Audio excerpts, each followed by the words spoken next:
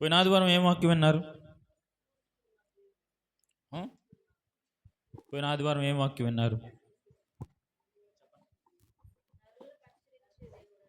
నరులను పరిశీలించు దేవుడని విన్నారు. ఇంకేం వాక్యం విన్నారు? ఇంకా టాపిక్ అదేనా? ఈ రోజుల్లో మనం ఎక్కడ చూసినా కానీ లెంట్ డేస్ ప్రారంభించబడ్డాయి.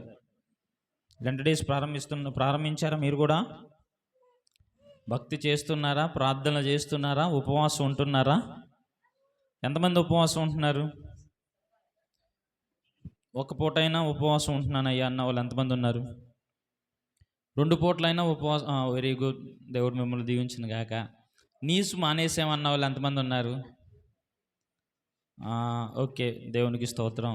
ఇంకా సెల్ ఫోన్ చూడడం మానేసానయ్యా, సెల్ ఫోన్ విషయంలో నేను ఉపవాసం ఉంటున్నాను అన్న వాళ్ళు ఎంతమంది ఉన్నారు? టీవీ చూసే విషయంలో నేను ఉపవాసం ఉంటున్నానయ్యా అని ఎంతమంది ఉన్నారు? సీరియల్ విషయంలో నేను సీరియల్ చూడను అని అన్న వాళ్ళు ఎంతమంది ఉన్నారు? దేవునికి స్తోత్రం. సినిమాల విషయంలో నేను ఉపవాసం, సినిమాలు చూడను అని అన్న వాళ్ళు ఎంతమంది ఉన్నారు చెప్పండి? ఆనాడు ఆహారం సిద్ధపరచుకోవడానికి చాలా సమయం అయ్యేది, కానీ ఈ రోజుల్లో టిక్కుమని వెలిగింగానే గ్యాస్ వెలిగిపోతుంది, ఒక 15 నిమిషాల్లో అయిపోతుంది అన్నం. ఇప్పుడు పెద్ద సమస్య ఏం కాదు. ఇప్పుడు సమస్య ఎక్కడ వస్తుందంటే ఇక్కడ వస్తుంది, గంటలు ఇక్కడ సమయం అయిపోతుంది. ఇంకోటి టీవీ దగ్గర గంటలు అయిపోతుంది. ఆ విషయాల్లో ఉపవాసం ఉండాలి. నేను ఈరోజు ఈ 40 రోజులు సెల్ ఫోన్ని చూడను, ఈ 40 రోజులు సీరియళ్ళు చూడను, ఈ 40 రోజులు సినిమాని చూడను, ఈ 40 రోజులు తప్పుగా ఆలోచించను, పాపం చెయ్యను, స్వార్థంగా ఉండను, అసూయ నాలో ఉండదు అని మనం కొన్ని తీర్మానాలు తీసుకోవాలి. హల్లెలూయా. అయితే 40 అనే మాటకు బైబిల్లో చాలా ప్రాముఖ్యత ఉంది. 40 పగళ్ళు 40 రాత్రులు ఆగకుండా నోవాహు దినాల్లో వర్షం పడింది. ఎందుకని అంటే క్రొత్త భూమి క్రొత్త ఆకాశం సిద్ధపరచబడబోతుంది. ఓకేనా? 40 పగళ్ళు 40 రాత్రులు, 40 సంవత్సరాలు మోషే ఎడారిలో జీవించాడు. ఎక్కడ? ఎడారిలో జీవించాడు. 40 సంవత్సరాలు మోషేని దేవుడు బలంగా వాడుకున్నాడు. మళ్ళీ 40 రోజులు దేవుని సన్నిధిలో గడిపితే మోషే, దేవుడు ఆయన ధర్మశాస్త్రాన్ని అంటే 10 ఆజ్ఞలు కలిగిన పలకలు మోషే చేతికి ఇచ్చాడు దేవుడు. ఇలా 40 అనే సంఖ్య చాలా ప్రాముఖ్యంగా బైబిల్లో కనపడుతూ ఉంది. యేసు ప్రభు వారు క్రొత్త నిబంధనలోనికి వచ్చేసరికి యేసు ప్రభు వారు కూడా 40 రోజులు ఉపవాసం ఉన్నారు. ఎందుకని యేసు ప్రభు వారు 40 రోజులు ఉపవాసం ఉన్నారు అంటే యేసయ్య ముందు ఒక గొప్ప పరిచర్యను దేవుడు ఉంచాడు. ఆ పరిచర్య ఏంటి? దీనులకు సువార్తను ప్రకటించడానికి, రోగులను బాగు చేయడానికి, నలిగిన వారిని ఆదరించడానికి దేవుడు యేసయ్యకు అభిషేకం ఇచ్చాడు. ఆ పరిచర్య ప్రారంభించే ముందు యేసు ప్రభు వారు 40 రోజులు ఉపవాసం ఉన్నారు. ఇప్పుడు మనము యేసయ్యను అనుసరించే వారం, అంతేనా? యేసయ్యను నమ్ముకున్న వాళ్ళం, అవునా కాదా? చెప్పండి. ఇప్పుడు మనము ఏ విధంగా ఉపవాసం ఉండాలి? ఈ 40 రోజులు ఉపవాసం ఉంటే సరిపోద్దా? 40 రోజులు చికెన్ తినకుండా మానేస్తే సరిపోద్దా? మళ్ళీ 40 రోజుల తర్వాత ఏం చేస్తావు? 40 రోజులు కొంతమంది మానేస్తారు, మళ్ళీ 40 రోజుల తర్వాత కొంతమంది 40 రోజులు మానేస్తారు, 40 రోజుల తర్వాత 40 రోజుల తర్వాత బూతులు మాట్లాడరు, 40 రోజుల వరకు బూతులు మాట్లాడరు. అప్పటి వరకు భక్తిపదమైన పదాలు వస్తాయి వాళ్ళ నోట్లో. మళ్ళీ 40 రోజుల తర్వాత ఆ నోరు ఏమన్నా మారిద్దా? కొన్ని 40 రోజులు అంతే. కానీ మనము ఆయనను అనుసరించేటప్పుడు, ఆయనలాగా జీవించాలని కోరుకుంటున్నప్పుడు, ఆయన కొరకు జీవించే వారముగా ఉన్నప్పుడు మన భక్తి 40 రోజులు అంకితమైనది కాదు. హల్లెలూయా. మన భక్తి 40 రోజులకు అంకితమైనది కాదు. బ్రతికినంత కాలము క్రీస్తుకు సాక్షులుగా నిలబడడమే మనము తీర్మానం తీసుకున్న వారిగా మనం జీవించడమే. హల్లెలూయా. అయితే ఇక్కడ మనం చూసుకున్నట్లయితే దానియేలు గ్రంథంలోనికి వెళ్ళిపోదాం. దానియేలు గ్రంథం ఇప్పుడు నేను చెప్పేది 9వ అధ్యాయం నుంచి, నేను 9వ అధ్యాయంలో నుంచి కొన్ని విషయాలు మీతో మాట్లాడతాను. అయితే దానియేలు గ్రంథంలో మొత్తం ఎన్ని అధ్యాయాలు ఎంతమందికి తెలుసు? 12 అధ్యాయాలను 2 భాగాలుగా విభాగిస్తే 12 అధ్యాయాలను 2 భాగాలుగా విభాగిస్తే మొదటి 6 అధ్యాయాలు దానియేలు కాలంలో జరిగినవి. చివరి 6, 1 నుంచి 6వ అధ్యాయం వరకు దానియేలు కాలంలో జరిగినవి. ఆ 7వ అధ్యాయం నుంచి 12వ అధ్యాయం వరకు చరిత్ర అంటే భవిష్యత్తును గూర్చిన దేవుని యొక్క ప్రవచనం అని చెప్పొచ్చు. దేవుని ప్రవచనం. దేవుడు దానియేలుకు ప్రవచనం ఇచ్చాడు. అయితే ఇప్పుడు మనం చదివేది కూడా ప్రవచన వాక్యే. సరే, మొదటి అధ్యాయంలో మనం గమనించినట్లయితే దానియేలు అన్నాడు కదా, మీరు పెట్టే ఆహారం నేను తినను. నా వైపు చూడండి, మీకు ఒక కథలాగే చెప్తున్నాను. మీరు పెట్టే ఆహారం రాజభోగాలు, రాజులు భుజించే ఆహారం మేము తినం. ఎందుకని? మేము ప్రతిష్ఠించబడిన వారం. అప్పుడు దానియేలు వయసు ఇంచుమించి ఎంత ఉండదో తెలుసా? 15-16 ఉంటుంది, అంతే, ఎక్కువే ఉండదు. అయితే ఆ సమయంలో దానియేలు వారి తల్లిదండ్రులు ఎంత భక్తిగా దానియేలుని పెంచారో చూడండి.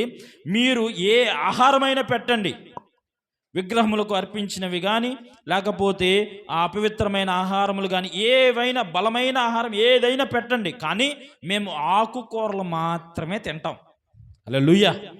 ఆ చిన్న వయసులో భలే సమర్పించుకొని నోటికి భలే కాపును పెట్టుకున్నాడు ఆయన. మీరు పెట్టే ఆహారం మేము తినం. 1వ అధ్యాయం. 2వ అధ్యాయంలో రాజుగారికి కల వచ్చింది. ఏ రాజుగారికి? నెబుకద్నెజరుకి కల వస్తే, నీ కలకు భావం నేను చెప్తా అని అన్నాడు ఆయన. ఏమన్నాడు? నీకు వచ్చిన కలకు భావం నేను చెప్తా. ఎలా సాధ్యం? అక్కడున్న రాజులు, లేకపోతే జ్ఞానం కలిగిన వారు, లేకపోతే వాళ్ళందరూ పరిజ్ఞానం ఉన్న వాళ్ళందరూ ఉన్నారు, కానీ వారందరూ చెప్పలేనిది యెహోవా దయ వలన దానియేలు ఆ కలకు భావం చెప్తాను అని అన్నాడు. అయితే 3వ అధ్యాయంలోనికి వచ్చేసరికి, నీవు పెట్టే ప్రతిమకు నేను మొక్కను. ఎందుకంటే వినండి, రాజుగారు ఒక ఆజ్ఞ ఇచ్చేశారు, ఈ ప్రతిమకు అందరూ మొక్కాల్సిందే అని అన్నారు. మొక్కకపోతే ఏమైంది? చంపేస్తానన్నాడు, అంతే. సింహాల బోన్లో వేస్తానన్నాడు, అగ్నిగుణంలో పడేస్తానన్నాడు. నీ ప్రతిమకు మేము నొక్కం. 4వ అధ్యాయంలోనికి వచ్చేసరికి దానియేలు రాజుగారితో అంటున్నాడు కదా, రాజా నీకు గర్వం వస్తే నాశనం అయిపోతావు, జాగ్రత్త అని అంటున్నాడు. రాజుగారితో ఏమంటున్నాడు 4వ అధ్యాయంలోకి వచ్చేసరికి, రాజా నీకు గర్వం వస్తుంది, గర్వం వస్తే కన్నా నాశనం అయిపోతావు, జాగ్రత్త అని చెప్పాడు. 5వ అధ్యాయంలోనికి వచ్చినట్లయితే, నీకు నిజంగానే గర్వం వచ్చేసింది అబ్బాయి, నువ్వు పతనం అయిపోతున్నావు అని చెప్పేశాడు. నీకు గర్వం వచ్చేసింది రాజా, ఆ నెబుకద్నెజరు ఈ భూమి మీద ఎవ్వరు జయించలేనిది నేనే జయించాను, నా వంటి వాడు అసలు లేరు, నేనే దేవుణ్ణి అని ఆయన ప్రతిమనే పెట్టుకున్నాడు, నాకేం రొక్కాలి అని అంటున్నాడు. రాజా నీకు గర్వం వచ్చేసింది కాబట్టి నువ్వు పతనం అయిపోతావు. 6వ అధ్యాయంలోనికి వచ్చేసరికి, నువ్వేమైనా చేసుకో, నేను మాత్రం ప్రార్థన చేయడం మానను. ప్రార్థన చేస్తే ఏ చెరలో అంటే సింహాల బోన్లో వేసేస్తావు అని చెప్పారు. నువ్వు ఎక్కడైనా వేసుకో, నేను ప్రార్థన చేయడం మానేను. హల్లెలూయా. మీ ఆయన ఒక పూట ఇవాళ ప్రార్థన మానో అని అంటే చాలు, ఇక స్తోత్రం, వందనాలు ప్రభువా, ఆయనే ప్రేమతో అనపోయినా అమ్మా ఈరోజు ఉండమ్మా అంటే చాలు. ఇక మా ఆయన అంత ప్రేమతో అన్నాడు ప్రార్థనకి వెళ్ళొద్దని, ఇవాళ ఉంటాలే అని ఉండిపోతాడు. అక్కడ సిచ్యువేషన్ ఏంటంటే, మీరు ప్రార్థన చేస్తే మిమ్మల్ని సింహాల బోన్లోకి వేసేస్తాం. సింహాల బోన్లోకి వెళ్ళడానికైనా ఇష్టపడ్డాడు, కానీ ప్రార్థన చేయడం మానేలా. హల్లెలూయా. మనం కూడా స్తుతించడం మానకూడదు, ఆరాధించడం మానకూడదు, ప్రాముఖ్యంగా ప్రార్థన చేయడం కూడా మానేయకూడదు. హల్లెలూయా. ప్రార్థన చేస్తూనే ఉన్నాడు. సరే, సింహాల బోన్లో వేసేసాడు. సింహాల బోన్లోకి వెళ్ళి ఆయన చేసే పని ఏంటి, ఆయన చేసిన పని ఏంటి అనుకున్నారు? అక్కడికి వెళ్ళినా ప్రార్థన చేస్తున్నాడు. దేవునికి స్తోత్రం. హల్లెలూయా, హల్లెలూయా. దగ్గరగా చెప్పండి, హల్లెలూయా. అక్కడికి వెళ్ళి కూడా ప్రార్థన చేస్తూనే ఉన్నాడు. నాకు తెలిసి దానియేలు ప్రార్థన చేస్తుంటే సింహాలు కూడా ఏకీభవించి ఉంటాయి, అవునా కదా? సరే, ఇప్పుడు నేను 9వ అధ్యాయంలోనికి వచ్చేస్తున్నాను. చూడండి, 9వ అధ్యాయం మొదటి వచనం.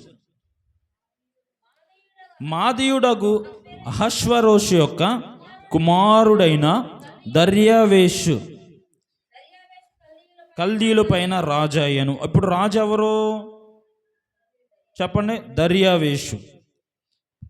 పరిపాలనలు మారిపోతున్నాయి, రాజులు మారిపోతున్నారు. ఈ అధ్యాయానికి వచ్చేసరికి దానియేలు వయసు ఎంత ఉంటుంది అనుకున్నారు? ఇంచుమించుగా చెప్పండి, 85, 86 ఉంటాయి.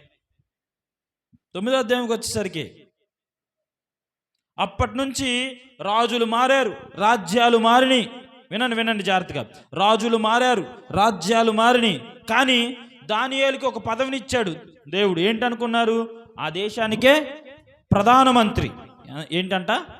ప్రధానమంత్రి.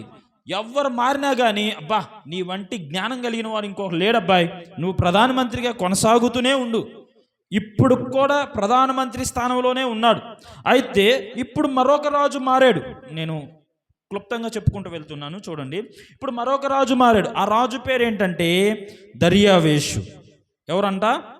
దర్యావేషు. 2వ వచనంలో, అతని ఏలుబడిలో మొదటి సంవత్సరమందు దానియేలును నేను యెహోవా తన ప్రవక్తగు ఇర్మియాకు సెలవిచ్చి తెలియజేసినట్టు యెరూషలేము పాడుగా ఉండవలసిన 70 సంవత్సరములు సంపూర్తిమవుచున్నవని గ్రంథము వలన గ్రహించి తిని. హల్లెలూయా. దానియేలు ఒక విషయాన్ని గ్రహించాడు. మొదటి సంవత్సరంలో దానియేలు ఒక విషయాన్ని గ్రహించాడు. ఏంటి ఆ విషయం అంటే, యెరూషలేము పాడైపోయింది, యెరూషలేము దెబ్బలు కలిగి ఉన్నది. వినాలి జాగ్రత్తగా. యెరూషలేములో పాడైపోయిన దెబ్బలుగా, అసలు యెరూషలేము పట్టణము ప్రాకారాలు అన్నీ పాడైపోయినాయి. ఎందుకని? ఇశ్రాయేలు ప్రజలు యెహోవా మీద తిరుగుబాటు చేయడం వలన ఆయన ఇశ్రాయేలు ప్రజలను శత్రువులకు అప్పగించాడు. అయితే ఈ దానియేలు ప్రవక్త గారు ఒక అధ్యాయం చదువుతున్నాడు, ఒక గ్రంథం చదువుతున్నాడు. ఏంటి ఆ గ్రంథం అంటే ఇర్మియా గ్రంథం చదువుతున్నాడు. ఏ గ్రంథం చదువుతూ ఉన్నాడు? ఇర్మియా గ్రంథం చదువుతుంటే ఆయనకు ఒక మాట తారసపడింది, ఆయనకు ఒక మాట కనిపించింది. ఏంటి ఆ మాట అంటే, 70 సంవత్సరాల తర్వాత మిమ్ములను మీరు తగ్గించుకొని నాకు మొర్ర పెడితే మీ బానిసత్వం నుండి నేను మిమ్ములను విడిపిస్తాను అని దేవుడు ఇశ్రాయేలీయుల ప్రజలకు వాగ్దానం చేసిన మాట ఆయన చదివాడు. చదివి, అరే మేము వచ్చి ఇంచుమించుగా 70 సంవత్సరాలు అయిపోతుంది కదా, ఇప్పుడు ప్రార్థన చేస్తే దేవుడు వింటానన్నాడు కదా, మాకు శిక్ష విధించింది 70 సంవత్సరాలేగా, అయితే ఇప్పుడు ఏం చెయ్యాలి అంటే ప్రార్థన చెయ్యాలి అని తెలుసుకున్నాడు. ఆయన ఏం తెలుసుకున్నాడు? ఆయన ప్రార్థన చేసేది తన సొంత కుటుంబాని కొరకు కాదు. ఆయన ఒక మంచి స్థాయిలో ఉన్నాడు. ఏ స్థాయో తెలుసా? ఆ దేశానికి, ఆ రాజ్యాలకే ప్రధానమంత్రి అనే స్థానంలో ఉన్నాడు దానియేలు. హల్లెలూయా. ప్రధానమంత్రిగా ఉన్న స్థాయిలోనున్నా కూడా దానియేలు ప్రార్థన చేయడం మానలేదు. మనకి ఒక 500 కూలి వస్తే చాలిక ప్రార్థన మానేస్తాం. ప్రార్థన చేసుకోం ఇంట్లో. ప్రార్థన సమయము ప్రార్థనకు కేటాయించాల్సిందే. మనం ఎన్ని పనులున్నా, ఎన్ని బాధ్యతలున్నా, ఎంత బరువున్నా, ఎంత ఇబ్బందికరమైన పరిస్థితులున్నా, అనారోగ్యముగా ఉన్నప్పటికీ కూడా, మంచము మీద ఉన్నా కూడా మనం మన మనస్సు, మన నోరు ఆయన సన్నిధిలో ప్రార్థిస్తూనే ఉండాలి. ఆ వృద్ధాప్యంలోనికి వచ్చిన దానియేలు, అరే ఈ మాట నాకు భలే అనిపిస్తుందే, 70 సంవత్సరాల తర్వాత మొర్ర పెడితే విడిపిస్తానన్నాడే దేవుడు, అయితే ఏం చేయాలి ఇప్పుడు నేను? గ్రహించాడు. ఆయన మొదట గ్రహించాడు. ఆయన చదివింది ఎక్కడుందో చూద్దామా ఒకసారి? ఇర్మియా గ్రంథంలోనికి వచ్చేద్దాం. ఇర్మియా గ్రంథం 29వ అధ్యాయం. ఇర్మియా గ్రంథం 29వ అధ్యాయము 12వ వచనం. మీరు నాకు మొర్ర పెట్టెదరని మీరు నాకు ప్రార్థన చేయుచు వత్తురని నేను మీ మనవి ఆలకింతును. హల్లెలూయా. ఇది ప్రవచనం. మీరు నాకు మొర్ర పెడతారని, మీరు నాకు ప్రార్థన చేస్తారని, నేను మీరు నా దగ్గరకు వస్తారని మీ మనవి ఆలకిస్తాను నేను అని అంటున్నాడు. హల్లెలూయా. మీరు మొర్ర పెడితే, మీరు ప్రార్థన చేస్తే, మీరు నా దగ్గరికి వస్తే నేను మీ మనవిని ఆలకిస్తాను. మనుష్యులు మన మనవి ఆలకించినా ఆలకించకపోయినా, కుటుంబ సభ్యులు మన ప్రార్థన విన్నా వినకపోయినా, మన అక్కర తెలుసుకున్నా తెలుసుకోకపోయినా, మన ఇబ్బందులు తెలుసుకోకపోయినా, మన బాధలు తెలుసుకోకపోయినా, మన కష్టము తెలుసుకోకపోయినా, మన కన్నీరు తెలుసుకోకపోయినా, దేవుని సన్నిధికి వచ్చి దేవుని సన్నిధిలో మొర్రపెట్టి దేవుని సన్నిధిలో ప్రార్థన చేస్తే ఆయన మన మనవి ఆలకిస్తానన్నాడు. హల్లెలూయా. ఆయన ఏం చేస్తానంటున్నాడు? మన మొరను ఆలకిస్తానంటున్నాడు, మన ప్రార్థన ఆలకిస్తానంటున్నాడు. అరే నా సమస్య చాలా పెద్దదే, అరే నా బాధలు చాలా పెద్దవే, నా అప్పులు చాలా పెద్దవే, ఇది కుదుటపడని రోగమే, ఇది అసాధ్యమే, నా భర్త మారడే, నా భార్య మారదు, నా పిల్లలు మారరు, నా పిల్లల భవిష్యత్తులో కార్యాలు జరగవు, నా భర్త అసలు జీవితంలో దేవుని సన్నిధి కంటే రావట్లేదు, నా కుటుంబంలో అప్పుల భారం ఎక్కువైపోయింది, నా కుటుంబంలో ఇబ్బందులు ఎక్కువైపోయినాయి, నా కుటుంబంలో చాలా ఇరుకు వంటి పరిస్థితులు నాకు ఎదురవుతూ ఉన్నాయి. ఇలాంటి సమయంలో కూడా దేవుడు నా ప్రార్థన ఆలకిస్తాడా? ఖచ్చితంగా ఆలకిస్తాడు. ఎందుకంటే ఆయన మాట నమ్మదగినది. మనుష్యులు మాట ఇచ్చి మాట తప్పుతారేమో, కానీ ఆయన మాట ఇచ్చి ఎప్పుడూ కూడా ఆయన మాట తప్పేవాడు కాదు. హల్లెలూయా. ఆయన నరుడు కాదు, ఆయన దేవుడు. ఏ పరిస్థితులు అయినా కానీ మనము మొదట చేయవలసింది ఏంటంటే, మనుష్యులను కాదు ఆశ్రయించాల్సింది, రాజులను కాదు ఆశ్రయించాల్సింది, సొమ్ములను కాదు ఆశ్రయించాల్సింది, అధికారం ఉన్న వారిని కాదు ఆశ్రయించాల్సింది. ఎవరిని ఆశ్రయించాలంటే యెహోవాను ఆశ్రయించాలి. ఎవరిని ఆశ్రయించాలి? యెహోవాను మీరు ఆశ్రయించినట్లయితే, ఆయన సన్నిధికి వచ్చినట్లయితే, ఎవడు దీనుడై తగ్గించుకొని నాకు మొర్ర పెడతాడో వారి ప్రార్థన నేను వింటానన్నాడు ఆయన. హల్లెలూయా. వారి మనవును నేను మీ మనవుని ఆలకింతును. 13వ వచనం, మీరు నన్ను వెదికిన ఎడల పూర్ణ మనస్సుతో నన్ను గూర్చి విచారణ చేయునెడల మీరు నన్ను కనుగొందురు. దేవుడు అంటున్నాడు కదా, మీరు నన్ను వెదికిన ఎడల. ఎలాగు వెదకాలి? పూర్ణ మనస్సుతో వెదకాలి. అక్కడ అడిగాం, ఇస్తారో ఈరో, మళ్ళా ప్రభువా అని అనకూడదు. పూర్ణమైన మనస్సు ఆయనను వెతికే విషయంలోనే ఉండాలి. యెహోవా కొరకు ఎదురు చూచువారు నూతన బలము పొందుకుంటారు. వారు పక్షిరాజు వలె రెక్కలు చాపి పైకి ఎగురుతారు, అలాయాక సొమ్మసిల్లక నడిచిపోతారు. హల్లెలూయా. ఇప్పుడు ఆయనను వెదకాలి. ఆయన దొరుకు కాలములోనే మనం ఏం చేయాలి? యెహోవా మీకు దొరుకు కాలములోనే ఆయనను వెదకుడి అని ఉంటుంది. ఇప్పుడు మనం ఆయనను వెతికే వారముగా ఉన్నామా లేమా? ఆలోచించండి. మీరు నన్ను వెతికిన ఎడల, పూర్ణ మనస్సుతో నన్ను గూర్చి విచారణ చేసిన ఎడల అని అంటున్నాడు ఆయన, మీరు నన్ను కనుగొంటారు. కొంతమంది ఫోన్లు చేసి, అరే ఎక్కడున్నావు, అసలు దొరకట్లేదే, వాళ్ళు వినపన్న కూడా వినపడట్లేదు, కనపన్న కూడా కనపడట్లేదు, ఎక్కడున్నావో తెలియట్లేదు. ఒకవేళ ఫోన్లో కూడా దొరకకపోవచ్చు. వాళ్ళు మనకున్న ఇబ్బందులను చూసి, మనకున్న అవమానాన్ని చూసి ఫోన్లు కూడా వాళ్ళు కట్ చేయొచ్చు. కానీ పూర్ణ మనస్సుతో మనం ఆయనను వెదికితే మీరు నన్ను కనుగొందురు అని అంటున్నాడు ఆయన. అంత గొప్ప వాడు, మనము నమ్మినవాడు. హల్లెలూయా. పూర్ణమైన మనస్సుతో నన్ను కనుగొంటారు, నన్ను నేను మీకు కనపరుచుకుందును. ఇదే యెహోవా వాక్కు. యెహోవా వాక్కు ఏంటి? నన్ను నేను మీకు కనపరుచుకుంటాను. హల్లెలూయా. మనం వెతకటమే ప్రారంభించాలి. ఆయన అంటున్నాడు కదా, నన్ను నేనే మీకు కనపరుచుకుంటాను. నీవు కనిపించని రోజునా ఒక క్షణమొక యుగముగా మారేను.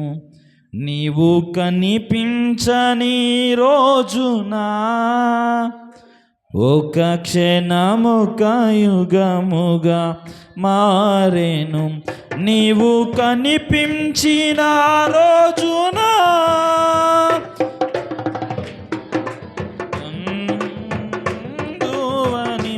యుగ యుగాలు నన్నేలుకుందువని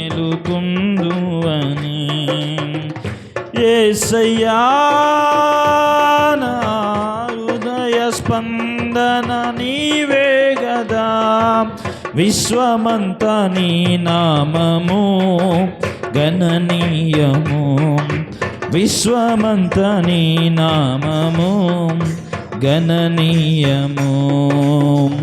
యేసయ్యా నా హృదయ స్పందన నీవే గదా. హల్లెలూయా. నన్ను నేను మీకు కనపరుచుకుంటాను, మీరు నన్ను వెతికిన ఎడల, పూర్ణ మనస్సుతో నన్ను వెతికిన ఎడల. హల్లెలూయా. మన ప్రతి సమస్యల్లో ఆయనను వెతకాలి.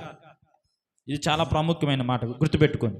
మనకున్న ప్రతి బాధల్లో ఆయనను వెతకాలి, మనకున్న ప్రతి కష్టములో ఆయనను వెతకాలి, మనకున్న ప్రతి కన్నీటిలో ఆయనను వెతకాలి, మనకున్న ప్రతి అనారోగ్యములో ఆయనను వెతకాలి. ఆయనను ఎప్పుడైతే మనము వెతకటం ప్రారంభిస్తామో ఆటోమేటిక్గా మనము ఏదో అరాకొర వెతకడం కాదు, ఆదివారాలు వెతకడం కాదు, శుక్రవారాలు వెతకడం కాదు, ఎప్పుడో ప్రార్థనలప్పుడు వెతకడం కాదు, పూర్ణమైన మనసుతో ఆయన ఎప్పుడైతే వెతకడం ప్రారంభిస్తామో, విచారిస్తామో, అప్పుడు ఆయన అంటున్నాడు కదా, నన్ను నేను మీకు కనపరుచుకుంటాను. ఆయనేమో ఓడలో దిగువ బాగానే నిద్రపోతున్నాడు. శిష్యులందరూ కూడా ఓడలో ప్రయాణం చేస్తూ ఉన్నారు. కొంత దూరం ప్రయాణం చేసిన తర్వాత ఓడ అంతా కూడా గాలి చేత నెట్టబడుతుంది, అలల చేత నెట్టబడుతూ ఉన్నాయి. సముద్రం అంతా చెలరేగిపోతూ ఉంది, తుఫాను చేత నెట్టబడుతూ ఉంది. అలాంటి సమయంలో వారు ఏం చేశారంట, యేసయ్యేడి ఆయన దగ్గరికి వెళ్ళిపోయాను వెతికి, ప్రభువా మేము నశించిపోతున్నాము అన్న వెంటనే ఆయన లేచి ఏం చేశాడు, గాలి సముద్రాన్ని కూడా అలల చేత కొట్టబడి నెట్టబడుతున్నప్పుడు గద్దించేశాడు. హల్లెలూయా. ఇప్పుడు నీ జీవితంలో అలాంటి తుఫాను వంటి పరిస్థితులు, అలాంటి గాలులు వంటి పరిస్థితులు, అలాంటి భూకంపం వంటి పరిస్థితులు, అలాంటి అలలు చేత నెట్టబడుతూ కొట్టబడుతూ ఉన్నావా, చేయాల్సింది ఏంటంటే, ప్రభువా మేము నశించిపోతున్నాం, ప్రభువా మేము ఈ బాధను భరించలేకపోతున్నాం, ప్రభువా మేము ఈ కష్టాన్ని అనుభవించలేకపోతున్నాం, ప్రభువా మేము ఇబ్బందిని తట్టుకోలేకపోతున్నాం, మా వల్ల కావట్లేదు, మరణిద్దామని అనుకుంటున్నాం, చనిపోవస్తేనే బాగుంటుంది అని అనిపిస్తుంది. ఏంటో ప్రభువా అర్థం కావట్లేదు. ఆయన అంటాడు కదా, యేసు నామంలో దురాత్మ శక్తుల కార్యాలని గద్దించి వేస్తాడు. ఆయన మాటలో గొప్ప ప్రభావం ఉంది, ఆయన మాటలో గొప్ప శక్తి ఉంది, ఆయన మాటలో నిత్య జీవం ఉంది. హల్లెలూయా. ఆయన మాట సెలవిస్తే, లాజరు అయ్యా ఎట్టొస్తాడయ్యా, 4 రోజులు అయిపోయిందిగా, సైలెంట్గా ఉన్నాడు. లాజరు అబ్బో ఈయన ఏదో చేస్తున్నాడు, అప్పటి వరకు చనిపోయిన లేపలా, అంటే రోగాలను బాగు చేశాడు, అన్నీ చేశాడు, ఆయన అద్భుతాలు చేశాడు, ఆశ్చర్యకార్యాలు చేశాడు. లాజరు అన్న వెంటనే సమాధి తెరవబడి బయటకు వచ్చేసి లేచి కూర్చున్నాడు. హల్లెలూయా. మృతుల సైతము ఆయన మాటకు లోబడతారు, సజీవులంగా ఉన్న మనమే లోబడట్లా. ఇదే సమస్య, అవునా కాదా? మృతుల సైతము ఆయన మాటకు లోబడుతున్నాయి, మనం మాత్రం ప్రభు మాట. ఎన్నాళ్ళు నీవు జీవించినా గాని ఏమున్నది ఈ లోకంలో, ఏముంది చెప్పండి. మళ్ళీ తర్వాత రేపు ఎవరన్నా చచ్చిపోతే మనం మోస్తాం, మనం చచ్చిపోతే మనల్ని ఎవరన్నా మోస్తారు, అంతే. తేడా ఏమి ఉండదు, అంత సాగుతూనే ఉంటుంది. కానీ జీవించినంత కాలము కూడా మనము నీతి ఫలములు ఫలించాలి. ఆయనను వెదిగితే ఆయన అన్నాడు కదా, నీలో ఉన్న చీకటి ప్రభావములు తొలగిస్తాను, నీలో ఉన్న అనారోగ్యమును తొలగిస్తాను, నీలో ఉన్న సమస్యలను తొలగిస్తాను అని ఆయన సెలవిస్తున్నాడు. నన్ను నేను మీకు కనపరుచుకుంటాను. హల్లెలూయా. కనపరుచుకోవటమే కాదు, చూడండి, నేను మిమ్మును చెరలో నుండి రప్పించదను. ఏమంటున్నాడు ఆయన? 70 సంవత్సరాలు మగ్గిపోతూ ఉన్నారు ఇశ్రాయేలు ప్రజలు, బానిసత్వంలో మగ్గిపోతూ ఉన్నారు. ఎన్ని సంవత్సరాలు? 70 సంవత్సరాలు. అలుపెరగని ప్రయాసపడుతూ ఉన్నారు, కష్టపడుతూ ఉన్నారు. దేవుణ్ణి పక్కన పెట్టి నువ్వు డబ్బు కోసం ఎంతన్నా కష్టపడు, ఆ డబ్బు నీ దగ్గర ఉండదు, అంతే. ఇది సత్యమైన మాట. మీరు నన్ను అనుకున్నాను.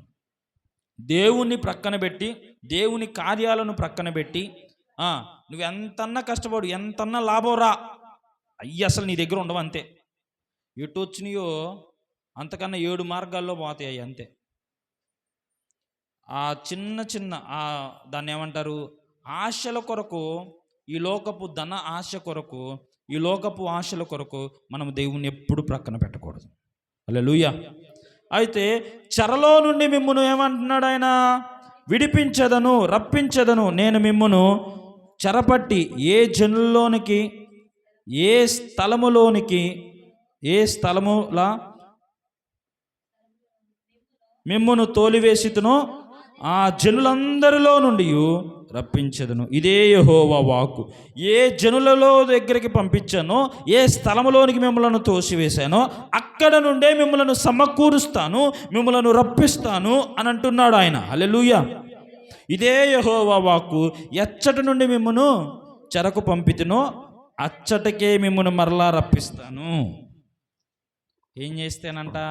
మొర్ర పెడితే, ప్రార్థన చేస్తే, నన్ను వెదిగితే, పూర్ణ మనసుతో నన్ను వెదిగితే, మీరు ఎక్కడైతే పడిపోయారో, ఏ జనుల మధ్యకు నేను పంపించానో, ఏ దేశం, ఏ ప్రజల్లోనికి మిమ్మల్ని తోలివేసితునో మరలా నేనేం చేస్తానంటున్నాడు? ఆ జనుల మధ్య నుండే సమకూరుస్తాను. ఏ జనుల వలన నీకు అవమానం కలుగుతుందో, ఏ జనుల వలన నీకు నిందలు ఎదురవుతున్నాయో, ఏ జనుల వలన నువ్వు కన్నీటి కారుస్తున్నావో, ఏ జనుల వలన నీవు ఇబ్బందులు పడుతూ ఉన్నావో, ఏ జనుల వలన నువ్వు అవమానపరచబడుతూ ఉన్నావో, ఆ జనుల మధ్య దేవుడు నిన్ను హెచ్చించబోతూ ఉన్నాడు. హల్లెలూయా. ఎప్పుడు ఆయనకు మొర్ర పెట్టినప్పుడు, ఆయన సన్నిధిలో ప్రార్థన చేసినప్పుడు, ఆయనను వెతికినప్పుడు, పూర్ణ మనస్సుతో ఆయనను వెతికినప్పుడు అక్కడ నిన్ను గొప్ప చేస్తాడు ఆయన, నిన్ను హెచ్చిస్తాడు ఆయన, నిన్ను దీవిస్తాడు ఆయన, నీకు మేలు చేస్తాడు ఆయన, నిన్ను ఘనమైన పాత్రగా వాడుకుంటాడు ఆయన. ఎవరైనా అంటే పర్వాలా, వాళ్ళకి సీయామో, దేవుడు ఏమంటాడంటే, నా కుమారుడా, నా కుమార్తె, అందరూ త్రోసివేశారు కదా, దా నేను హత్తుకుంటాను, నేను కరుణిస్తాను, నేను దయ చూపిస్తాను, నేను ప్రేమిస్తాను, నేను ఆదరిస్తాను, నేను ముదిమి వచ్చే వరకు నిన్ను ఎత్తుకుంటాను, రా అని ఆయన యొద్దకు మనల్ని చేర్చుకుంటాడు ఆయన. హల్లెలూయా.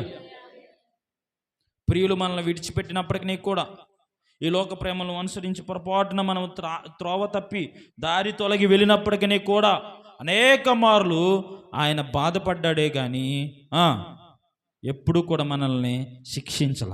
ఆయన శిక్షిస్తే మనం ఏమైపోయేవారమో, ఆయన మనలను బాధ పెడితే మనం ఏమైపోయేవారమో, కానీ ఆయన మనలను శిక్షించకుండా ఆయన ప్రేమతో మనలను ప్రేమించి కనికరించి నేటి వరకు మనల్ని ఉంచినందుకు సమస్తమైన మహిమ ఘనత ప్రభువుకి కలుగునుగాక. ఆమేన్. ఇప్పుడు రిలేషన్ కలిగి ఉండాలి దేవునితో. ఏం కలిగి ఉండాలి? సహవాసం కలిగి ఉండాలి. బెస్ట్ ఫ్రెండ్స్తో మనం ఎలా మాట్లాడుకుంటామో, ఇష్టమైన వ్యక్తులతో మనం ఎలా మాట్లాడుకుంటామో, అట్లా దేవునితో మనం ఏం చేయాలంట? సహవాసం కలిగి ఉండాలి. ఏం కలిగి ఉండాలి? ఒక తండ్రి కూతురు, లేకపోతే తల్లి కూతురు రోడ్డు మీద వెళ్తూ ఉన్నారు. కూతురు బుడ్డు అడుగులు వేసుకుంటూ మమ్మీ చేయబట్టుకొని ఎగురుకుంటా వస్తుంది. టింగ్ టింగ్ అనుకుంటా ఎగురుకుంటా వస్తుంటే ఎదురు ఒక్కొక్క బౌ బౌ అని అరుతుంది. కూతురు ఏం చేసిద్ది? మమ్మీ కాలు పట్టుకునిద్దా, పట్టుకదా? ఎత్తుకో మమ్మీ అనిద్దా అందా? ఇప్పుడు వాళ్ళ మమ్మీ ఎత్తుకోకుండా ఉండిద్దా అసలా? ఛాయ్ అని ఆ కుక్కను అట్ట అన్నా అని వెళ్ళకపోయినా ఆ కుక్క అరుతున్నా కానీ కుమార్తెను ఏం చేసిద్ది? గబుక్కున ఎత్తుకునేది. ఎత్తుకున్న తర్వాత ఇప్పుడు కూతురు పరిస్థితి చూద్దాం, ఆలోచించండి. కింద ఉన్నప్పుడేమో భయపడి కాలు పట్టుకొని గడగడ వణికే కూతురు, ఇప్పుడు తల్లి సంఖలోకి ఎక్కిన తర్వాత కూతురు ఆ కుక్కని చాయ్ అంటుందంట. ఏమంటుంది? రాయిసి రాస్తుంది. ఎందుకని? ఎక్కడుంది ఇప్పుడు?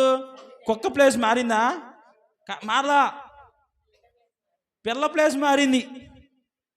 పిల్ల ఇప్పుడు దాకా రోడ్డు మీద ఉంది, ఇప్పుడు ఎక్కడ ఉంది? చంకలో ఉంది. కాబట్టి ఎట్లా ఉంది ఇప్పుడు? నన్ను అరుచుకో, నువ్వు చై అంటుంది వాళ్ళ మమ్మీ, నువ్వు ఆగమ్మా అంటుంది వాళ్ళ మమ్మీ. ఇక్కడ మనం ఏదో ఫన్నీగా చెప్పాను, కానీ వాస్తవం ఏంటో చెప్పనా? ప్రార్థన చేయడం అనేది నిన్ను నువ్వు దేవుని చేతులకు అప్పగించుకోవడమే. నిన్ను నువ్వు, ప్రభువా నేను కింద ఉన్నాను, నా వల్ల అవ్వట్లేదు, ప్రార్థనలోనికి నేను నడుచుకుంటూ వస్తున్నాను, నన్ను ఎత్తుకొని నా సమస్య. ఇప్పుడు ఆయన మనలను ఎత్తుకున్న తర్వాత, ఆయన మనలను పైకి ఎత్తిన తర్వాత ఆ సమస్యను చూసి మనం ఏమంటాం? ఈ సమస్యకే మేము అప్పుడు అల్లాడింది అని అనుకుంటాం. ప్లేస్ మారిద్ది అంతే. హల్లెలూయా. ప్రార్థిస్తే నీ స్థాయి మారిద్ది. హల్లెలూయా. దేవుని మీద ఆధారపడడం, దేవుని చేతులకు నిన్ను నీవు అప్పగించుకోవడం ప్రారంభిస్తావు. అందుకనే ప్రార్థన అంటే చాలు వచ్చేద్ది మనకి. అబ్బకే అయ్యా కాసేపు అన్న బైబిల్ చదువుకుంటున్నాం, కానీ ప్రార్థన అంటే చాలు నిద్ర వచ్చేస్తుంది. అయ్యా ప్రార్థన చేసుకో, ప్రార్థన నడిపింపు రావట్లేదయ్యా. ప్రార్థన నడిపింపు రావాలంటే, ప్రార్థన నడిపింపు వచ్చిందాక ఏం చేయాలి తెలుసా? ప్రార్థనే చేయాలి.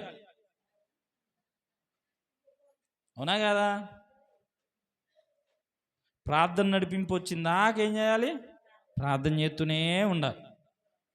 అలా ప్రార్థిస్తూ ప్రార్థిస్తూ ప్రార్థిస్తూ ఎన్ని గంటలు దేవునితో సహవాసం కలిగి ఉంటావో కూడా నీకే తెలియదు. అప్పుడు ఆయన నిన్ను ఆ కుమార్తెను తల్లి ఎత్తుకున్నట్లుగా, ఆ కుమారుణ్ణి తండ్రి ఎత్తుకున్నట్లుగా నిన్ను ఎత్తుకుంటాడు. హల్లెలూయా. నే కాదు, నీ ప్రార్థన వలన నీ కుటుంబాన్ని ఎత్తుకుంటాడు, నీ బిడ్డలను ఎత్తుకుంటాడు, నీ బంధువులను ఎత్తుకుంటాడు, నీ స్నేహితులను ఎత్తుకుంటాడు. హల్లెలూయా. దానియేలు ఇప్పుడు ప్రార్థన చేస్తుంది. అట్లా ఎవరి కోసం అనుకున్నారు? ఇశ్రాయేలు దేశము కొరకు ప్రార్థన చేస్తున్నాడు. చూడండి, ఇప్పుడు వెళ్ళిపోదాం. దేవుని ప్రార్థన అసలు ఎందుకు చేయాలి అనే ఆలోచన మీకు వచ్చిందా? ప్రార్థన ఎందుకు చేయాలి? దేవుని చిత్తం ఏంటో తెలుసుకోవడానికి ప్రార్థన చేయాలి. ఇంకా దేవుని చిత్తమును అర్థం చేసుకోవడానికి ప్రార్థన చేయాలి. దేవుని చిత్తానికి విధేయత చూపించడానికి ప్రార్థన చేసుకోవాలి. ప్రార్థన చేసేటప్పుడు చిన్నపాటి యుద్ధమే జరిగిద్ది. చిన్నపాటి యుద్ధమే జరిగిద్ది. నిద్రతో యుద్ధం, ఫోన్తో యుద్ధం, టీవీతో యుద్ధం, సీరియళ్ళతో యుద్ధం, కబుర్లతో యుద్ధం. అప్పుడే వస్తారు ప్రార్థన చేసుకుందాం అనుకునే లోపే యాక్క అనుకుంటూ వస్తారు అంతే. ప్రార్థన టైం అంతా అయిపోయా. ప్రార్థన చేసుకుందాం అనే లోపు గేమ్ ఆడుకుందామని అంటారు. ఇన్స్టాగ్రామ్లో చాటింగ్లు వచ్చేస్తాయి, వాట్సాప్లో చాటింగ్లు వచ్చేస్తాయి. ఇంకా అపవాది ఏ వీడియోల్లోకి ఏ యూట్యూబ్లోకో తీసుకెళ్ళిపోతాడు. ఇక అంతే. అర్రే టైం ఏంటి ఇంత అయిపోయింది, ప్రార్థన చేసుకుందాం అనుకున్నానే, లేదు ప్రార్థన లేదు, ప్రార్థన టైం ఆడదే, వామ్మ ఈరోజు భలే గడిచిపోయిందండి, ప్రార్థన కాసేపు కూడా చేసుకుందాం అనుకున్నాను కానీ చేసుకోలేకపోయాను అని అనుకుంటారు. జాగ్రత్త. ప్రార్థన అనేది ప్రతి క్రైస్తవునికి ఒక కవచము లాంటిది. ప్రార్థన ఎలా ఉంటుంది? కవచం లాంటిది. ఇప్పుడు ప్రార్థన చేస్తాం, దేవుడు ఎప్పుడో మనకు సమాధానం ఇచ్చేస్తాడు, కానీ దుష్టుడు ఇక్కడ ఆపేస్తాడు అంతే. మనం ఏమనుకుంటామంటే దేవుడే ఆపాడు అనుకుంటాం, దుష్టుడు ఇక్కడ ఆపేస్తాడు. ప్రార్థన ఎప్పుడో ప్రతిఫలం వచ్చేసింది మనకి, కానీ దుష్టుడు ఏం చేస్తాడు? నీలో చెడు ఉందిగా అందువల్ల ఆపేస్తున్నా, నీలో గర్వం ఉందిగా అందువల్ల ఆపేస్తున్నా, నీలో కోపం ఉందిగా, అసూయ ఉందిగా అందువల్ల ఆపేస్తున్నా అని ఆపేస్తాడు. ఎప్పుడైతే దేవునికి విరోధమైన కార్యాలు నీలో నుండి తొలగించుకుంటావో ఏ దుష్టుడు నీ ప్రార్థనకి జవాబును ఆపలేడంతే. హల్లెలూయా. నీ ప్రార్థన ఎవరినో ఆపలే. ఇప్పుడు 3వ వచనంలోకి వచ్చేసేద్దాం. చూడండి 3వ వచనం, దానియేలు గ్రంథం 9:3వ వచనం. అంతటా నేను గోనె పట్ట కట్టుకొని, ఇక్కడ ఆగండి ఒకసారి, ఆగండి. దానియేలు స్థితి ఏంటి? అక్కడ దానియేలు స్థితి, దానియేలు పదవి ఏంటి? ప్రధానమంత్రి, ఆ రాజ్యాలకు ప్రధానమంత్రి. ఈయన ఏం చేస్తున్నాడు? ఈయన అసలు ప్రధానమంత్రిగా ఉన్నవాళ్ళు ఎలాంటి వస్త్రాలు ధరిస్తారు? మామూలు వస్త్రాలు కాదు. ఇప్పుడు మన మోడీ గారు ఎలాంటి వస్త్రాలు ధరిస్తున్నారు? మోడీ గారికి ఉన్న స్పెషాలిటీ ఆయనకున్న బట్టలు. మన దేశానికి రాజ్యాలకు ప్రధానమంత్రి ఆయన. కొన్ని రాజ్యాలకు కొన్ని దేశాలకు సమ్మేళన రాజ్యాలకు ఆయన ప్రధానమంత్రి. దానియేలు అంటే అంతకంటే ఎక్కువ ఆయనకు ధరించుకోవాలనుకుంటే ఎంత రాజ్య వస్త్రాలైనా ఉన్నను, కానీ ఆ రాజ్య వస్త్రాలన్నిటినీ ప్రక్కన పెట్టాడు. ఇక్కడ నా వైపు చూడండి. ప్రార్థించాలనుకున్నవారు, నువ్వు ఏ ఏ పదవిలో ఉన్నావు, నేను 1000 రూపాయలు సంపాదిస్తా, అవన్నీ పక్కన పెట్టు. నేను ఒక అధికారిని, అవన్నీ పక్కన పెట్టు. నేను ఒక ఉద్యోగం చేస్తున్నా, అవన్నీ పక్కన పెట్టు. నీకున్న వస్త్రాలన్నీ ప్రక్కన పెట్టేసి దేవుని సన్నిధిలోనికి రావాలి. ఆయన గోనెపట్ట కట్టుకోవాల్సినంత అవసరం ఏంటి అంటే దీన మనస్సు కనపరుస్తూ ఉన్నాడు దానియేలు. ఎలాంటి మనసు? దీన మనసు. నేను యోగ్యుడను కాను ప్రభువా. దానియేలుకు బాగా తెలుసు. వాళ్ళ స్నేహితులనేమో అగ్నిగుండంలో వేసేసారు. దానియేలు ప్రశాంతంగా ఉన్నాడు. ఎందుకని? నా స్నేహితులకు ఏ హాని కలగకుండా నా దేవుడు కాపాడగలిగిన వాడు అని దానియేలుకు తెలుసు. దానియేలుని సింహాలు బోన్లో వేశారు. ఏ సింహము, ఏ విషపు పురుగే కానీ, ఏ సర్పాలు లేకపోతే ఏ మృగము కూడా నన్ను తాకవని దానియేలుకు తెలుసు. ఎందుకంటే అగ్ని కంటే గొప్పవాడు ఆయన. అగ్ని కంటే గొప్పవాళ్ళు ఎవరో? సింహాల కంటే గొప్పవారు ఎవరో? చెప్పట్లేదు మీరు. ఎవరమ్మా? ఇటు చూడండి. హల్లెలూయా. సింహాల కంటే గొప్పవారు ఎవరు? దేవుడు. నీ సమస్య కంటే గొప్పవాళ్ళు ఎవరు? దేవుడే. మరి ఆ గొప్ప దేవుడు సమస్యను తొలగించలేడా? మరి ఎందుకు నువ్వు భయపడుతూ ఉన్నావు? ఎందుకు నువ్వు ఆలోచిస్తూ ఉన్నావు? ఎందుకు చింతిస్తూ ఉన్నావు? ఎందుకు బాధపడుతూ ఉన్నావు? దేవుడు మన జీవితంలో కార్యము జరిగిస్తే ఆ కార్యాన్ని ఎవ్వడు ఆపలేడు. అంతే. హల్లెలూయా. ఇప్పుడు దానియేలు గోనెపట్ట కట్టుకొని ఇంకా ఏం చేస్తున్నాడు? 3వ వచనంలోనే ధూళి తలపైన వేసుకొని, వినండి గోనెపట్ట కట్టుకున్నాడు, ధూళిని తలపైన వేసుకుంటున్నాడు. ఏం వేసుకుంటున్నాడు? అరే ఇప్పుడు మనకి కడుపు నిండితే చాలు, ఎదురున్న అన్నం తిన్నావా అని కూడా అడగరు. తినేసావుగా, నీకు నిండిపోయిందిగా. నువ్వు సంపాదించుకుంటే చాలు, ఎదుటోళ్ళు ఏదన్నా సంపాదించుకోకపోయినా పర్వాలేదు. ఎక్కడికైనా వెళ్ళాలండి పనికి, నీకు బస్సు అందితే సరిపోయింది. ఇంకా పక్కన వాళ్ళకి బస్సు అందాలా అంటే అవసరం లేదు, మీకు అందిందిగా. స్వార్థం చూసుకుంటాం మనం. దానియేలు తనకున్న పదవిని ప్రక్కన పెట్టాడు, రాజ వస్త్రాలను ప్రక్కన పెట్టాడు, ఆహారాన్ని ప్రక్కన పెట్టాడు, ధూళి పోసుకొని తల మీద ఉపవాసం ఉంటున్నాడు. ఏం చేస్తున్నాడు? పంచభక్ష పరమాణాలు అంటారు కదా, రాజభోజనాలు ఆయనకి దొరికేది. రాజభోజనాలు ఆయనకి దొరుకుతాయి. మనము ఒక పూట కూర అటు ఇటుగా అవినా చాలుగా ప్రార్థన కాసేపు లేటుకు వెళ్దాం. రాజభోగాలు, రాజ ఆహారమును ప్రక్కన పెట్టేసి ధూళి పోసుకొని ఉపవాసం ఉండి ఏం చేస్తున్నాడు ఆయన? ఉపవాసం ఉండి ప్రార్థన విజ్ఞాపనలు చేయుటకై ప్రభువగు దేవుని ఎదుట నా మనస్సును నిబ్బరము చేసుకుంటుని. ఏం చేస్తున్నాడంట ఆయన? ఉపవాసం అంటే ఏంటి? దేవునితో సహవాసం. ఇప్పుడు మన తెలంగాణకి ముఖ్యమంత్రి గారు ఎవరు? రేవంత్ రెడ్డి గారు. ఉప ముఖ్యమంత్రి ఉన్నారు ఇప్పుడు మనకి, అవునా కదా? ఎవరు ఉప ముఖ్యమంత్రి? ఉన్నాడు, ఒక ఆయన ఉన్నాడు, మొత్తం నాకు పేరు తెలియదు. సరే, బట్టి విక్రమార్క గారు. ఇట్లా ఉప ముఖ్యమంత్రి. వాసం, ఉపవాసం అంటే ఏంటి? వాసం అంటే దేవునితో, ఓకేనా, దేవునితో సహవాసం చేయడం ఉపనిషత్ అంటారు. దేవునితో నిష్ట కలిగి దేవుని కొరకు జీవించడం. అర్థమైందా? ఇప్పుడు ఉపవాసం ఉంటేనే ప్రార్థన వింటాడా దేవుడు? చెప్పండి. ఉపవాసం ఉంటేనే ప్రార్థన వింటాడా? లేకపోతే 40 రోజులు మనం మాలేసుకుంటేనే దేవుడు మనల్ని భక్తులుగా చూస్తాడా? చెప్పండి. నీసు మానేస్తేనే మనం భక్తిపరులమా? నీసు తినేవాళ్ళు, నేను నీసు తింటున్నా మరి 40 రోజుల్లో నేను తినేస్తున్నా, మరి చెప్పండి, మీరు కూడా చెప్పండి. చాలామంది అలా భావిస్తారు. మీరనే కాదమ్మా, చాలామందికి తెలియదు అంతే. నీ తిండి మానుకున్నంత మాత్రాన నువ్వు భక్తుడు అయిపోవు. నీ వస్త్రధారణ మార్చుకున్నంత మాత్రాన నువ్వు భక్తుడు అయిపోవు. ఇంకా నీ మాట తీరు మార్చుకున్నంత మాత్రాన నువ్వు భక్తుడు అయిపోవు. క్రీస్తు కొరకు నీ జీవితాన్ని సమర్పించుకోవడం వలన, నీవు తీసుకున్న తీర్మానాల వలన, దేవుని యందు భయభక్తులు కలిగి ఉండడం వలన నిన్ను దేవుడు భక్తుడిగా ఎంచుతాడు, భక్తురాలుగా ఎంచుతాడు. నువ్వు తినకపో, కానీ ప్రార్థన మాత్రం చేయాలి, విజ్ఞాపనలు మాత్రం చేయాలి, భారము మాత్రం ఉండాలి. ఇప్పుడు షుగర్ వాళ్ళు ఉన్నారండి, లేకపోతే ఆపరేషన్లు చేయించుకున్న వాళ్ళు ఉన్నారు, వాళ్ళు ప్రార్థన చేయాలనుకుంటున్నారు, అందరూ ఉపవాసం ఉంటున్నారు, నువ్వేం బిల్లలు వేసుకోవాలి. ఇప్పుడు అందరూ ఏంటి ఉపవాసం ఉన్నారు, నువ్వు కూడా ఉపవాసం ఉన్నావు అనుకో, తర్వాత ఏమైపోద్ది? కొంతమంది సమర్పణ చాలా గొప్పది, వాళ్ళు కాదు, వాళ్ళు నేను ఏమైపోయినా పర్వాలా ఉపవాసం ఉంటా అంతే. దేవుడు ఖచ్చితంగా దేవుని కొరకు నువ్వు చేసావా బలం ఇస్తాడు. దేవుడు మీకు చెప్పనా, దేవుడు ఖచ్చితంగా బలం ఇస్తాడు, దేవుడు ఖచ్చితంగా బలం ఇస్తాడు. కానీ ఆ సమర్పణ మనలో ఉండాలి. మళ్ళీ బెల్లు వేసుకుంటున్నాను, అమ్మ ప్రార్థన చేయాలి అని రెండు మనసులు ఉండకూడదు.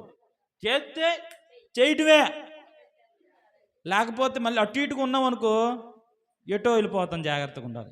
కాబట్టి మనం ఏం చేయాలి అని అంటే, తగ్గించుకునే స్వభావం మనలో ఉండాలి. ప్రార్థన చేసేటప్పుడు ఇద్దరు దేవాలయంలోకి వచ్చి ప్రార్థన చేస్తున్నారు, సుంకరి ఇంకొకరు ఎవరో, సుంకరి ఇంకొకరు ఎవరో, ఇద్దరు వచ్చి ప్రార్థన చేస్తున్నారు, పరిసేయుడు సుంకరి. పరిసేయుడు ఏమని ప్రార్థన చేస్తున్నాడు? నేను వారం వారం ఉపవాసం ఉంటున్నాను, నేను ఎంత భక్తిగా ఉన్నాను, దశంభాగాలు అన్నీ చెప్పాడు. సుంకరి తల ఎత్తకుండానే, ప్రభువా నీ సన్నిధిలో తల ఎత్తడానికి కూడా నేను యోగ్యుడిని కానయ్యా, దీన మనస్సుతో ప్రార్థన చేస్తున్నాడు. హల్లెలూయా. తగ్గించుకునే స్వభావం అంటే ఆయనకి భలే ఇష్టం అండి. దీన మనసు అంటే ఆయనకు చాలా ఇష్టం. అలాంటి వారిని దేవుడు ప్రేమిస్తాడు, అలాంటి వారికే పరలోక రాజ్యం అని అన్నాడు. హల్లెలూయా. మనలో గర్వం ఉండకూడదు, మనలో అసూయ ఉండకూడదు, మనలో అహంకారం ఉండకూడదు, మనలో ఈర్ష్య ఉండకూడదు, మనలో కోపం ఉండకూడదు, మనలో ఇంకా దేవునికి అహిష్టమైనవన్నీ కూడా ఉండకూడదు. ఇప్పుడు దేవుని దగ్గరికి మనం ఎందుకు, దానియేలు ఇంకా ప్రార్థన చూసినట్లయితే 4వ వచనంలో, నేను నా దేవుడైన యెహోవా ఎదుట ప్రార్థన చేసి ఒప్పుకునేదేమనగా, చూడండి ఆయన ఒప్పుకునేది ఏంటి? నేను త్వరగానే ముగిస్తాను, చూడండి. ప్రభువా మహాత్యము కలిగిన భీకరుడు వగు దేవా, నీ ఆజ్ఞలను అనుసరించి నడుచు వారి ఎడల నీ నిబంధనను నీ కృపను జ్ఞాపకము చేయువాడా అంటున్నాడు. ఆయన ఎలాంటి వాడంట? ఎలాంటి వాడు చెప్పండి? మహాత్యము కలిగిన భీకరుడు వగు దేవా అని అంటున్నాడు. ఆయన భీకరమైన కార్యాలను చేయగలిగిన వాడు, మహాత్యము కలిగిన వాడు. హల్లెలూయా. ఆయన ఎలాంటి వాడంట? మహాత్యము కలిగిన వాడు, భీకరుడు వగు దేవా అనంటూ, నీ ఆజ్ఞలను అనుసరించి నడుచువారి ఎడల నీ నిబంధనను నీ కృపను, ఎవరి ఎడల అంటది? ఆయన ఆజ్ఞలను అనుసరించిన వారి ఎడల. వినాలి జాగ్రత్తగా, ఎవరి ఎడల? ఆయన ఆజ్ఞలను అనుసరించిన వారి ఎడల. ఆయన ఆజ్ఞలంటే ఏంటి? ఆయన మాటను. ఇప్పుడు ఆదాము అవ్వ శపించబడడానికి, ఏదోను తోట నుంచి వెలివేయబడడానికి కారణం ఏంటి చెప్పండి మీరు? ఏంటి? చెప్పిన మాట వినకపోవడమే. ఆ పండును తినొద్దన్నాడు దేవుడు, కానీ వారు ఏం చేశారు చెప్పండి? అందరూ తెలిసిందేగమ్మా, చిన్నప్పటి నుంచి అంటున్నారు, మీరు కూడా తిన్నారు. చెప్పిన మాట వినకపోవటమే ఆజ్ఞ అతిక్రమము. చెయ్యవద్దు అనే పనిని చేస్తే ఆజ్ఞ అతిక్రమం, చెయ్యవలసిన పని చెయ్యకపోయినా కానీ ఆజ్ఞ అతిక్రమం. ఆజ్ఞను అనుసరించిన వారి ఎడల ఆయన ఏం చూపిస్తున్నాడంట? నిబంధనను. హల్లెలూయా. నిబంధన అంటే ఏంటి? నిబంధన జనులం. నిబంధన అంటే ఏంటి? క్రొత్త నిబంధన, పాత నిబంధన అని మనం చదువుతాం. చదివారా? తెలుసా మీకు ఎక్కడ ఉన్నాయో? మీరు ఏందో చదువుతున్నారు అన్నట్టుగా చూస్తున్నారు నన్ను. క్రొత్త నిబంధన, పాత నిబంధన అనే మాటలు చదివారా? క్రొత్త ఒడంబడిక, పాత ఒడంబడిక. పాత ఒడంబడిక అంతా కూడా ధర్మశాస్త్రానికి ముడిపడి ఉంటుంది. పాత నిబంధన అంతా కూడా ధర్మశాస్త్రానికి. అక్కడ ఏంట? కన్నుకు కన్ను, పన్నుకు పన్ను, చెయ్యికి చెయ్యి, అంతే. అక్కడ ఏ తప్పిదం చేశారో వెంటనే ఆ తప్పుకు శిక్ష పడాల్సిందే. ఆ తప్పు నుండి, శిక్ష నుండి బయటపడాలంటే మీరు ఎడ్లను, గువ్వలను, గొర్రెలను, మేకలను దేవుని సన్నిధి తీసుకొచ్చి ఏం చేయాలి? బలులు అర్పించాలి. ఇప్పుడు క్రొత్త నిబంధనకు వచ్చేసరికి ఆయన ఒక ఒడంబడిక, ఒక నిబంధన జనులుగా మార్చాడు. ఎవరో? ఎడ్ల రక్తం వల్ల కాదు, లేకపోతే పావురపు రక్తం వల్ల కాదు, కోళ్ళ రక్తం వల్ల కాదు, కానీ పరిశుద్ధుడైన దేవుని యేసయ్య రక్తము వలన మనం ఏం చేయబడ్డాం? క్రొత్త నిబంధనలోనికి నిబంధన జనులుగా మార్చబడిపోయాం. హల్లెలూయా. ఆయన ఒక్కసారి బలిగా అయిపోయాడు. మన కొరకు బలి అయిపోయి ఆయన రక్తమంతా కూడా మన కొరకు దారలుగా కార్చి నిలువెల్లా గాయపరచబడి, ఎంత మంచి ప్రేమ చూపిస్తున్నాడు. ఆయన మోము పైన గుద్దేవాళ్ళు, ఆయన తలపైన ముళ్ళ కిరీటం పెట్టిన వాళ్ళు, ఆయన వస్త్రాన్ని ఆయన చీట్లు వేసుకున్న వాళ్ళు, ఆయన వీపిని కొట్టి ఎదురుకొచ్చి, దావీదు కుమారుడా నిన్ను ఎవరు కొట్టారు ప్రవచించు. ఆయన శరీరము పైన అంతా కూడా నాగటి శాల వలె దున్నబడి ఎంత ప్రేమను మనపై చూపిస్తున్నాడు. అలా వ్యంగ్యంగా మాట్లాడేవారు, అలా వెక్కిరించే వాళ్ళు, అలా దూషించే వారిని ప్రభువారు, యేసు ప్రభువారు ఇలా ప్రార్థన చేస్తున్నారు. తండ్రి, వీరేం చేస్తున్నారో, వీరేమి చేయుచున్నారో వీరు ఎరుగరు గనుక వీరిని క్షమించండి. ఎంత గొప్ప ప్రార్థన! క్షమించే స్వభావం. ఆయన ప్రభు చేతికి అప్పగించుకున్నాడు. చివరిలో ఆయన దాహం అని అరుస్తుంటే ఆయన కేక వేసినప్పుడు చేదు చిరకను ఆయనకి ఇచ్చారు. ఆయన మనకేమిచ్చాడో తెలుసా? జీవజల నదుల ఓటను మనలో ఉంచాడు. హల్లెలూయా. ఆయనకు మనమేమిచ్చాము? చేదు చిరకనిచ్చాం. చివరిలో బల్లము పెట్టి పొడిస్తే శరీరంలో ఉన్న రక్తం అంతా కూడా నీటితో కలిసి వచ్చేసింది. ఇంత గొప్ప కార్యం జరగడం వల్ల క్రొత్త నిబంధనలోనికి మనం మార్చబడిపోయాం. హల్లెలూయా. ఇప్పుడు ఆయన ఏం చేస్తానంటున్నాడు ఇక్కడ? ఆజ్ఞను ఎవరైతే అనుసరిస్తారో, ఆజ్ఞను ఎవరైతే గైకొంటారో వారిని ఏం చేస్తానంటున్నాడు? నిబంధన జనులుగా మారుస్తానంటున్నాడు. వారికి ఏం చూపిస్తానన్నాడు? కృప చూపిస్తానంటున్నాడు. 85వ అధ్యాయము, కీర్తన గ్రంథంలో 85వ అధ్యాయం 10వ వచనంలో చూడండి, ఒక మాట భలే ఉంటుంది. 85, 86.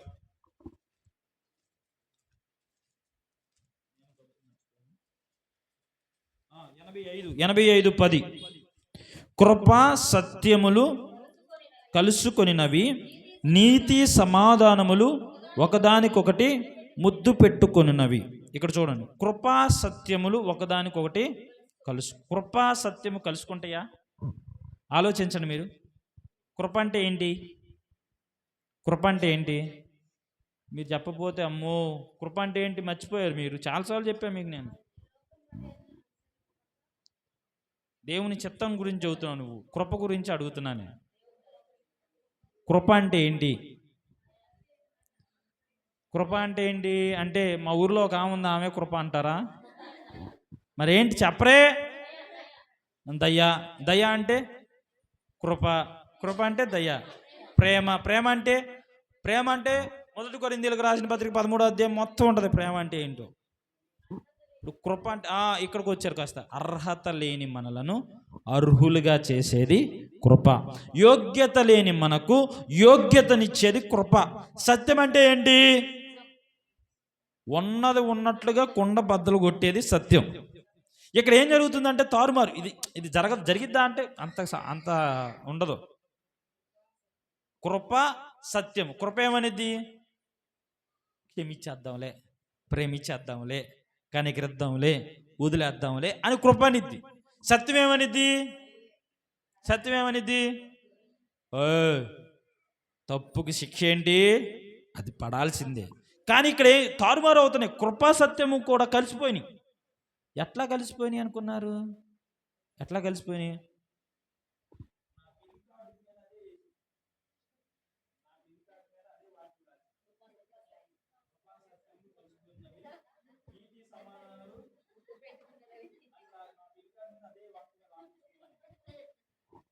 ఇప్పుడు నా పెళ్లి కార్డులు ఉన్నాయి. ఇంకా 4 సంవత్సరాల క్రితం ఇద్దరు పుట్టారు. కృపాసత్యంలో ఇద్దరు పుట్టారు. అయిపోయింది. సరే, ఇప్పుడు కృపకున్న లక్షణం వేరు, సత్యముకున్న లక్షణం వేరు. మీకు అర్థమవడానికి ఒక చిన్న స్టోరీ చెప్తా వినండి. ఒక పోలీస్కి ఒక విషయం తెలిసింది. ఎన్నో రోజుల గుండి మనం వెతుకుతున్న ఒక దొంగ దొరికాడు. పోలీస్ స్టేషన్కి ఫోన్ చేసి, ఇదిగో దొంగ దొరికాడు, చెట్టుకు కట్టేసి కొడుతున్నాం రండి అని పోలీసులకు దొరికేసరికి పోలీసులు అందరూ జీప్ వేసుకొని వచ్చేసారు. ఆ దొంగ తల దించుకొని కొట్టించుకుంటున్నాడు. రక్తం కారుతుంది. పోలీసులు ఎట్లా పడితే అట్లా మాట్లాడు. పనికి మాలనోడా, ఎన్ని రోజుల నుంచి నిన్ను ఎతికేది మేము అని తల్లేప ఫోటోలు తిన్నాని అని తల్లేపేసరికి ఆ పోలీసుగా ఉన్న వాళ్ళ సొంత తమ్ముడే ఆ దొంగ.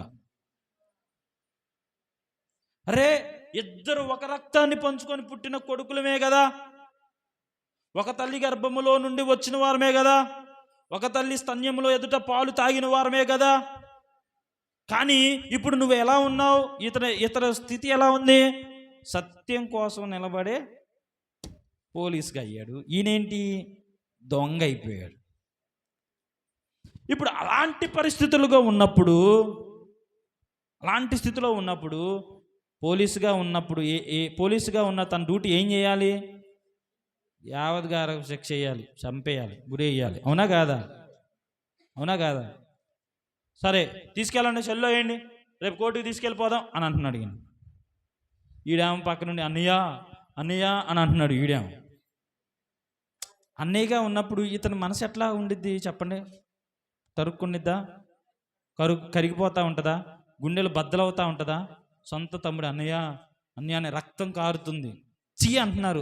పనికి మాలినోడు అంటున్నాడు, పిచ్చోడు అంటున్నారు, దొంగోడు అంటున్నారు. ఆడేమో అన్నయ్య ఈ ఒక్కసారికి ఎన్నో రోజుల నుండి ఎదుగుతూ ఉన్నాడు. పోలీసుగా ఉన్న ఈయనేమో ఖచ్చితంగా ఈయనకి శిక్ష పడాలి అని అంటున్నాడు. కానీ ఆయన మనసులో ప్రేమ ఉంది. చూసారా? కృప ఏమంటుంది అనుకున్నారు? క్షమిస్తే బాగుండు. క్షమిస్తే సత్యం మాట మీద నిలబడినట్టేనా? కాదు. క్షమించకుండా ఉంటే కృప చూపించినట్టేనా? వాళ్ళ సొంత తమ్ముడని వదిలేశారు, అన్యాయం చేశారు, మోసం చేశారు మనల్ని అని అంటారా? అనరా? ఇటు సత్యం మీద నిలబడాలి. జడ్జిగారి దగ్గరికి వెళ్ళి, మా తమ్ముడు వస్త్రాలు నేను వేసుకొని మా తమ్ముడు స్థానంలో నేను చనిపోతానయ్యా, మా తమ్ముడిని వదిలేయండి అని చెప్పేసరికి జడ్జి గారు ఏదో ఇక తప్పక ఒప్పుకొని తమ్ముడు బ్రతికాడు. సత్యం గెలిచిందా గెలవలేదా? శిక్ష పడింది. కానీ ఆ శిక్ష ఎవరు పడ్డారు? అన్నయ్య పడ్డాడు. తమ్ముడికి ఏం కలిగింది? కృప. ఇది కృపా సత్యములు కలుసుకోవడం అంటే. మన స్థానంలో ఉండి మనం శిక్ష అనుభవించవలసిన వారముగా ఉన్నప్పుడు, మనం అవమానపరచబడవలసిన స్థితిలో ఉన్నప్పుడు, మనము గాయపరచబడవలసిన స్థితిలో ఉన్నప్పుడు, మన తలపైన ముళ్ళ కిరీటం పడవలసి ఉన్నప్పుడు, ఎన్నో ఘోరమైన ఆలోచనలు ఆలోచించిన మన తల, ఎన్నో ఘోరమైన చేతులు చేసిన పనులు, ఎంతో ఘోరమైన ప్రదేశాలకు పరిగెత్తిన కాళ్ళు, ఎన్నో అడ్డమైనవి తినేసిన పొట్ట, ఇంకా శరీరముతో చేసిన అన్యాయాలు, అక్రమ కార్యాలు, మన స్థాయిలో ఆయన నిలబడి ఆయన మన కొరకు సత్యముగా ఉన్నాడు, మనకు కృపనిచ్చాడు. హల్లెలూయా. ఇవి కృపా సత్యములు కలుసుకోవడం అంటే. హల్లెలూయా. క్రీస్తు వారు శిక్ష పడింది, పాపమునకు వచ్చు జీతము మరణం. ఆయన మరణించాడు, మనలను బ్రతికించాడు. ఎలాగూ బ్రతికించాడో తెలుసా? కృప ద్వారా బ్రతికించాడు మనల్ని. హల్లెలూయా. ఇక్కడ అంటున్నాడు కదా, నిబంధనను కృపనిచ్చేవాడవు నీవే, భీకరమైన వాడవు నువ్వు, మహాత్యము కలిగిన వాడు. తర్వాత చూసినట్లయితే, మేమైతే నీ దాసులమగు ప్రవక్తల నీ నామమును బట్టి రాజులకును అధిపతులకును మా పితరులకును యూదాదేశ జనులందరికీ చెప్పిన మాట ఆలకింపక. ఇప్పుడు అంటున్నారమ్మా, ఎంతోమంది ప్రవక్తలు చెప్పారు, వారి మాటను మేము ఆలకించలేదు.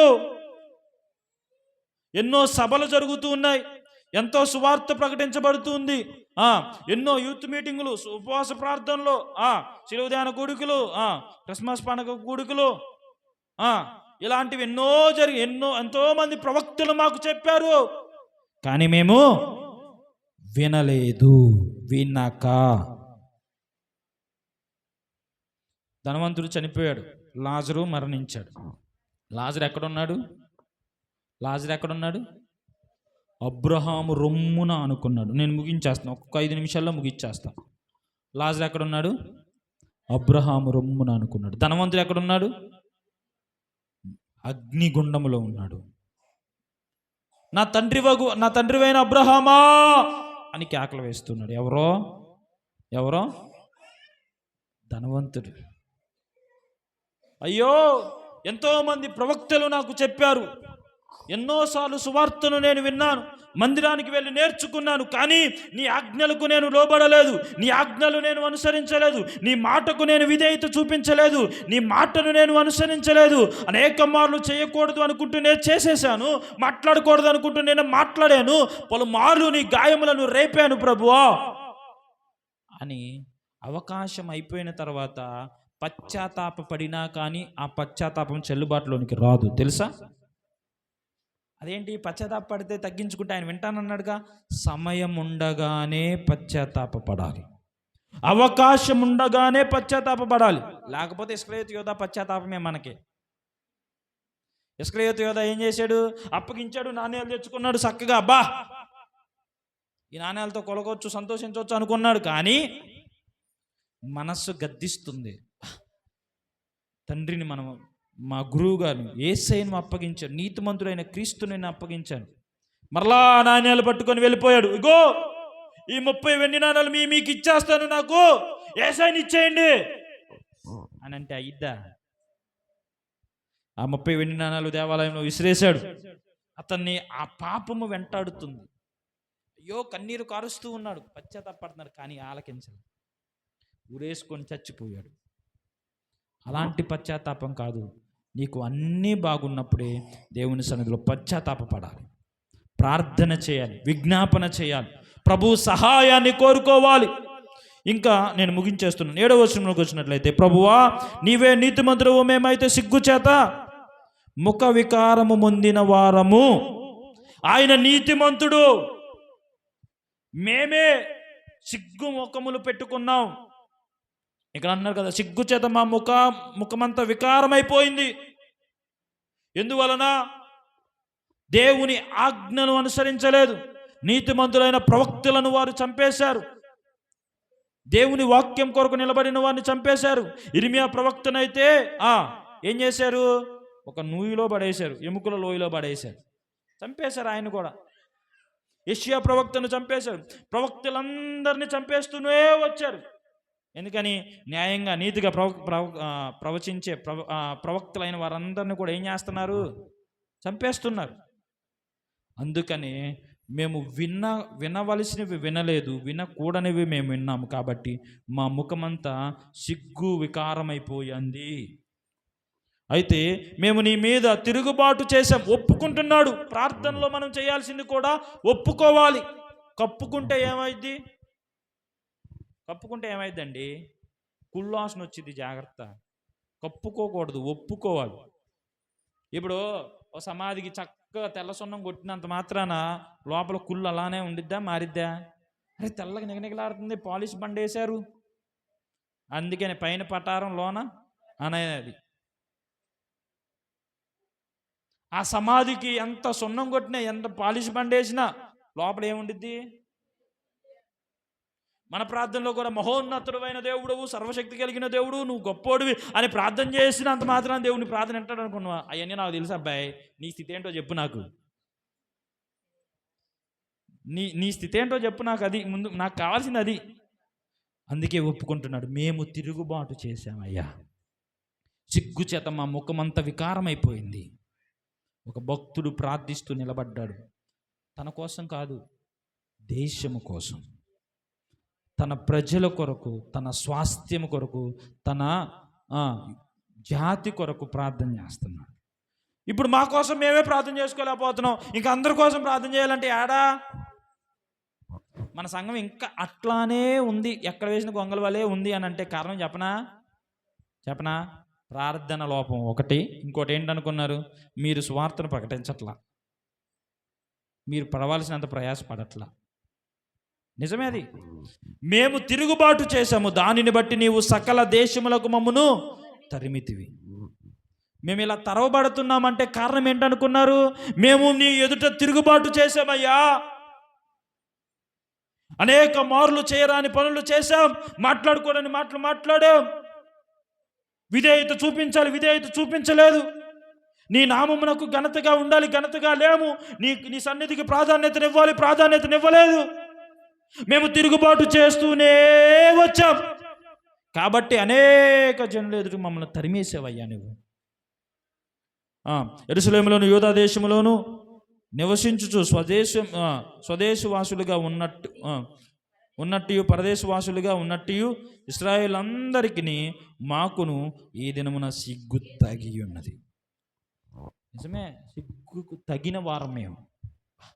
ఎంత తగ్గించుకుంటున్నాడు అనుకున్నారు? ఒక కుర్రోని ఉద్యోగం చేసి ఒక 10 ఏళ్ళు సంపాదించే ఒక అమ్మాయినో ఒక అబ్బాయినో సిగ్గులేదా అని అన్నాం అనుకో, ఏమంటారు వాళ్ళు? మాకు సిగ్గు కాదు, నీకు లేదు అని వరుసగా తగులుకుంటారు. ఇక అవునా కదా? నిజమే, మేము సిగ్గునకు తగిన వారము అని ఒక ప్రధానమంత్రి స్థానంలో ఉండి భక్తుడైన దానియేలు ఇలా ప్రార్థన చేస్తున్నాడు. ఇంకొక మాట, ఒకే ఒక వచనం చదివించి నేను ముగించేస్తాను. చూడండి, 8వ వచనం. ప్రభువా, నీకు విరోధముగా పాపం చేసినందున మాకును, మా రాజులకును, మా అధిపతులకును, మా పితరులకును ముఖము చిన్నబోనట్లుగా సిగ్గే తగ్గి ఉన్నది. మేము మా దేవుడైన యెహోవాకు విరోధముగా తిరుగుబాటు చేసితిమి, అయితే ఆయన కృపా క్షమాపణలు గల దేవుడై ఉన్నాడు. ఈ మాటతో ముగిచ్చేస్తాను. వినండి, అయిపోయింది. దానియేలు ఒక్కడి పాపమే ఒప్పుకుంటున్నాడు అనుకున్నారా? యోబు లేచాడు, ఉదయాన్నే లేచి ఏం చేసేవాడు అనుకున్నారు? ఎంతమంది పిల్లలు? 10 మంది. ఎంతమంది? 10 మంది. 10 మంది కొరకు పాపం చేశారని కాదు, ఒకవేళ దేవుని మీద తిరుగుబాటు, పాపపు ఆలోచనలు వారికి వస్తాయేమో అని బలులు అర్పించేవాడంట. పాపపు ఆలోచనలు వస్తున్నాయని, మీ బిడ్డలకు వస్తున్నాయని మీకు తెలిసినా కానీ మీరు ప్రార్థన చేయరు. బలి అర్పించిన తర్వాత ఆ దహన బలి అయినది అంతా కూడా ఆ కట్ల మీదకి తీసుకొస్తే అవి దేవునికి ఆగ్రహించుకుంటాడు. ఆ పొగ అంతా కూడా ఎక్కడికి వెళ్ళిద్దంట? ప్రార్థన అనే మంట ఆరిపోకూడదు, ప్రార్థన అనే ధూపం కూడా ఆగిపోదు. మా పితరులు పాపం చేశారు, మా అధిపతులు పాపం చేశారు, ఇంకా ఎవరెవరు చేశారు? రాజులు పాపం చేశారు, మేము పాపం చేశాము అని వారి పాపాలందరి ఒక్కడు ఒప్పుకుంటున్నాడండి. నా భర్త పాపం చేశారు, క్షమించాను ఒప్పుకున్నావా ఎప్పుడన్నా? నా పిల్లలు పాపం చేశారు, క్షమించాయని ఒప్పుకున్నావా ఎప్పుడన్నా? వాళ్ళ పాపం చూడు, మాకెందుకు, ముందు మా పాపాలే మాకున్నాయి అని అనుకుంటున్నావా? వారి పాపములను కూడా నీ సన్నిధిలో ఒప్పుకోవాలి, దేవుని సన్నిధిలో నువ్వు ఒప్పుకోవాలి. చూడండి, మేము మా దేవుడైన యెహోవాకు విరోధముగా తిరుగుబాటు చేసేదేమి, అయితే ఆయన కృప, వినండి, ఆయన కృప, ఈ మాట అందరూ చెప్పాలి, కృప. నేను బైబిల్ మూసేసా, అయిపోయింది. కృప క్షమాపణలు కలిగిన వాడు ఆయన. యెహోవా, నీవు క్షమించుటకు సిద్ధ మనసు కలిగిన వాడవు అని అంటాడు దావీదు భక్తుడు. ఆయన ఎలాంటి వాడంట? ఆయన మనలను క్షమించినట్టుగా ఇంకెవ్వరు మనల్ని క్షమించలేరు, అంతే. ఆయన మనలను అర్థం చేసుకున్నట్లుగా ఇంకెవరు అర్థం చేసుకోలేరు. ఆయన మనలను ప్రేమించినట్లుగా ఇంకెవరు మనల్ని ప్రేమించుకోలేరు. ఒక గర్భిణీ స్త్రీ డాక్టర్ గారి దగ్గరికి వచ్చింది, నెలలు నిండక ముందే వచ్చి, అయ్యా బాగా నొప్పులు వచ్చేస్తున్నాయి అని చెప్పేసింది. తేరా చూస్తే నెలలు నిండక ముందే ఒక కుమార్తెను కనేసింది. ఆ బేబీ అప్పటి వరకు గర్భంలో వేడిగా ఉంటుంది కదా, అలా ఉండేసరికి ఈ డాక్టర్ గారికి ఏం చేయాలో తెలియక, ఈ అమ్మాయి 3 గంటలకల్లా చచ్చిపోయిద్ది, 3 గంటలలోపు ఏం కావాలి, హాట్ వాటర్ ట్యూబ్ కావాలి, ప్రార్థన చేయండి అని ఒక చిల్లర నోములోకి వెళ్ళి ప్రార్థన చేశారు.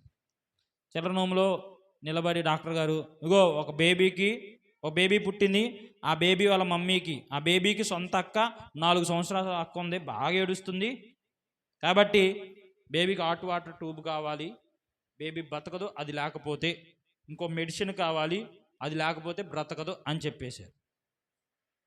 చెప్పేసిన తర్వాత ఒక చిన్న అమ్మాయి హెలీన్ అనే ఒక అమ్మాయి నిలబడి, దేవుడు మనకి ఈరోజు 3 గంటల లోపు, అంటే 3 గంటలుగా కావాలా డాక్టర్ గారు, 3 గంటలు కాదు, 2:30 కల్లా 2:40 కల్లా దేవుడు మనకి హాట్ వాటర్ ట్యూబ్ ఇచ్చేస్తాడు, ఆమె చెప్పండి పిల్లలు అనగానే, పిల్లలందరూ ఏం చేస్తారు, ఆమె చెప్పండి అనగానే ఆమేన్ అంటున్నారు పిల్లలందరూ. మీరు కూడా టీచర్లు కూడా ఆమెన్ చెప్పండి అంటుంది ఈ పాప నిలబడి, హెలీన్ అనే పాప, మీరు కూడా ఆమెన్ చెప్పండి ఆమెన్ అన్నారు. డాక్టర్ గారు కూడా ఆమెన్ చెప్పండి డాక్టర్ గారు అని అంటే, కానీ పిచ్చామైంది, ఆమెన్ అని గట్టిగా అడుగుతున్నారు. ఎట్టొచ్చింది అది, ఇదేదో అడవి ఏరియాలో ఫారెస్ట్ ఏరియాలో ఎట్టొచ్చింది అది రాదు కదా, ఆమెన్ చెప్పండి, ఆమె ఏదో వాళ్ళు ఏదో బాధపడతారు ఆమెన్ అన్నాడు ఈయన కూడా. ఇంకా వాళ్ళ అక్క ఏడుస్తుంది కాబట్టి వాళ్ళ అక్కకు కూడా చక్కగా ఏడు పాపేటట్టు ఒక టెడ్డీ బేర్ కావాలి. పిల్లలు ఆమె చెప్పండి అన్నారు, పిల్లలు ఆమెన్ అంటున్నారు వాళ్ళు. మీరు కూడా ఆమె, డాక్టర్ గారు మీరు కూడా ఆమె మెడిసిన్ కూడా కావాలి, మెడిసిన్ దేవుడు మనకి ఇస్తాడు, ఆమె చెప్పండి అని అన్నారు. ఆమెన్ అన్నారు వాళ్ళు, వీళ్ళు ఆమెన్ అన్నారు. వీళ్ళకేదో పిచ్చిలేసినట్టు ఉందిలే అని అనుకున్నాడు ఆయన. 2:30కి ఒక కొరియర్ వచ్చింది. ఆ కొరియర్లో పిల్లలందరిని పిలిచి, కొరియర్ వచ్చింది ఓపెన్ చేద్దారండి, మెడిసిన్ ఉంది, ప్రార్థన చేస్తే, ఇంకా వాళ్ళకి కావాల్సిన హాట్ వాటర్ ట్యూబ్ ఉంది. హెలీన్ అనే పాప చాలా బాధపడుతుంది. అమ్మో దేవుడు ఇచ్చారని అందరూ సంతోషపడుతుంది, ఈ హెలీన్ అనే పాప ఏమో బాధపడుతుంది. ఎందుకని బాధపడుతుంది, ఏమైంది డాక్టర్ గారు పిలిచి ఏమైందంటే, నేను ఇంకా దేవుణ్ణి మెడిసిన్ అడిగాను, హాట్ వాటర్ ట్యూబ్ అడిగాను, ఆ పాప ఏడు పాపడానికి టెడ్డీ బేర్ కూడా అడిగా, టెడ్డీ బేర్ రాలేదు అని ఎడుతుంది. డాక్టర్ గారు ఏదో ఆ బాక్స్లో చేయబెడితే టెడ్డీ బేర్ కూడా వచ్చేసింది. ఈ ఫారెస్ట్ ఏరియాలోకి ఎవరికైనా అవసరం పడిద్దామోనని ఒక 7 నెలల ముందే ఒక ఫారెన్ నుంచి ఎవరో కొరియర్ పంపించారు. ఎన్ని నెలల ముందు, ఆ డేట్ చూస్తే 7 months బ్యాక్ పోస్ట్ చేయబడిందంట. అది ఎప్పుడు ఉపయోగపడింది, వీళ్ళు ఇప్పుడు అడుగుతారని దేవుడికి ఎప్పుడు తెలుసు, అప్పుడే తెలుసు ఆయనకి, అప్పుడే నీ ప్రార్థనకి జవాబు ఉంచాడు, దాచిపెట్టాడు అంతే. నీ ప్రార్థనలన్నిటికీ జవాబు ఆయనే ముందే దాచిపెట్టి మన ముందు గొప్ప సంతోషకరమైన సమాధానం దేవుడు ఉంచునుగాక. దేవుడి వాక్యం ద్వారా మనల్ని బలపరుచునుగాక. ప్రార్థన చేసుకుందామా? ఒక చిన్న ప్రార్థన ప్రభు సన్నిధిలో అందరూ కలిసి. ప్రభువా, దానియేలు ఎంత తగ్గించుకున్నాడో, గోనె పట్ట కట్టుకున్నాడు, ఉపవాసం ఉన్నాడు, ధూళి పోసుకుంటున్నాడు. మేము ఉపవాసం ఉంటున్నాము, కానీ అలాంటి తగ్గించుకునే ప్రార్థన చేయలేకపోతున్నామయ్యా. మా పాపాలను మేము ఒప్పుకోలేకపోతున్నాం. దయతో